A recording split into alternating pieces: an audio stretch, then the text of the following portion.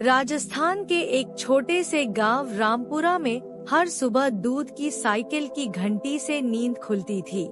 ये घंटी किसी आम दूध वाले की नहीं, बल्कि उसके 14 वर्षीय बेटे सूरज की मेहनत का प्रतीक थी। सूरज एक दुबला-पतला, घुंघराले बालों वाला लड़का था, जिसकी आंखों में सपनों का समंदर था। सपना एक दिन इंजीनियर बनने का। पिता गांव के दूध वाले थे। रोज 20 किलो दूध लेकर सूरज के साथ साइकिल से निकलते खेतों से शहर तक। पर सूरज जानता था, उसकी मंजिल साइकिल की सीमा से कहीं परे थी। सूरज का बचपन आम बच्चों से अलग था। सुबह 4 बजे उठकर पिता के साथ दूध बांटना, फिर स्कूल की 5 किलोमीटर पैदल यात्रा और शाम को घर लौटकर माँ के साथ चूल्हे में लकड़ी डालना, यही उसकी दिनचर्या थी। पर सूरज की आंखों में कुछ और ही बसता था। स्कूल में जब मास्टर जी साइंस पढ़ाते तो सूरज की आंखें चमक उठती। विज्ञान उसकी कल्पना की दुनिया को छूता था। जब बाकी बच्चे किताबें बंद कर देते,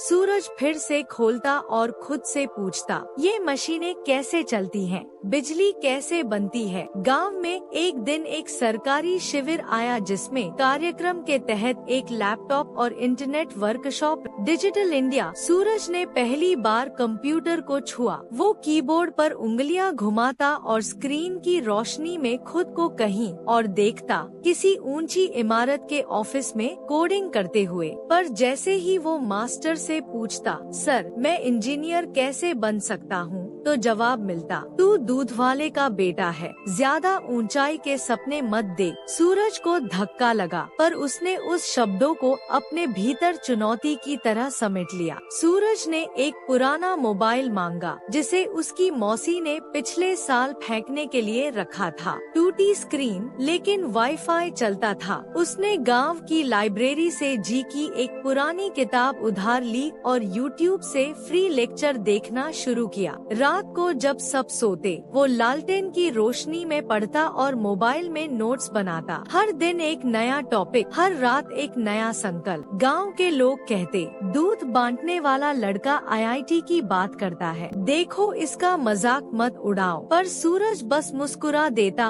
और फिर से पढ़ाई में लग जाता। 10वीं का रिजल्ट आया।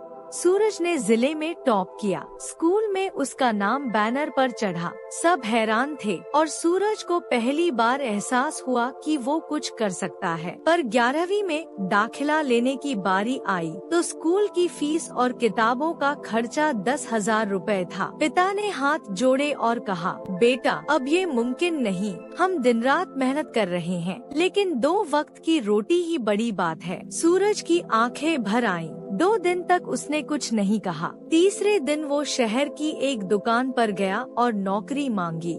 शाम को वापस लौटा तो हाथ में एक पर्ची थी, पैकिंग बॉय, 1,800 रुपए प्रति माह। अब दिन में स्कूल, शाम को दूध बांटना और रात को पैकिंग का काम। सूरज का हर पल किसी रणभूमि से कम नहीं था। 12वीं में उसने राज्य भर में विज्ञान वर्ग में 12वीं रैंक प्राप्त की।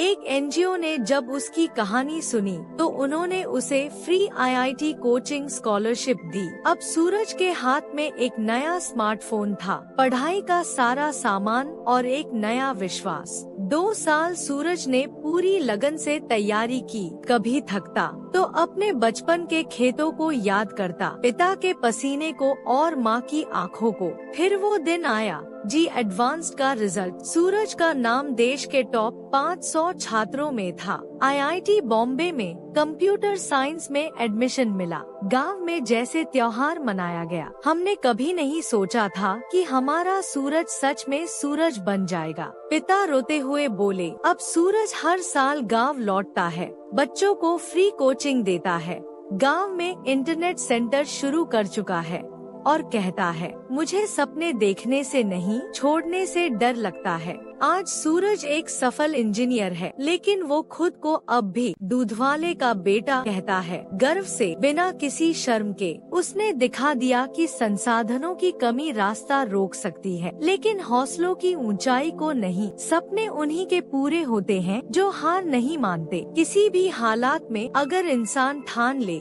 तो दुनिया की कोई ताकत उसे रोक नहीं सकती।